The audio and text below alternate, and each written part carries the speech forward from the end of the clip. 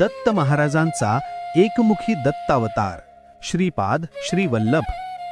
एके दिवशी पीठापूर नगरीत दिगंबर स्वरूपात श्री दत्तात्रेय महाराज भिक्षा मागत होते। त्या दिवशी ते एका घरामध्ये भिक्षा मागण्यासाठी गेले। ते घर होते सुमती माता आणि अप्पल राज यांचे। महाराजांचा आवाज ऐकून त्या घरातील एक साधी सात्विक स्त्री बाहेर आली। तिच्या नजरेसमोर उभे होते तेजस्वी मुख, शांत डोळे आणि अलौकिक तेजानी भरलेले दत्तगुरु। तिने श्रद्धेने भिक्षा अर्पण केली।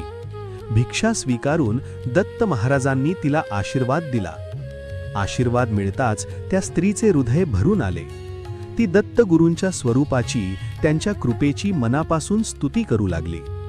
ही स्तुती ऐकून आपले दत्त महाराज अत्यंत प्रसन्न झाले आणि म्हणाले, माग तुला काय हवे आहे, तुला कोणते वरदान पाहिजे?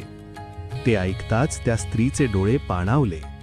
ती म्हणाली, महाराज, मला धन नको, वैभव नको, मला एवढेच वरदान द्या, तुम्हीच माझ्या पोटी माझा पुत्र म्हणून जन्म घ्यावा।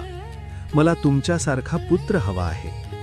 हे शब्द ऐकून दत्तात्रेय महाराजांनी त्यांना आई म्हणून स्वीकारले होते। महाराज मंद स्मित करत म्हणाले, आई, मी तुझा स्वीकार करतो। आत्ता नाही, पण काही दिवसांनी मी तुझ्याच पोटी तुझा पुत्र म्हणून जन्म घेईन। आणि काही काळानंतर एक अद्भुत चमत्कार घडला।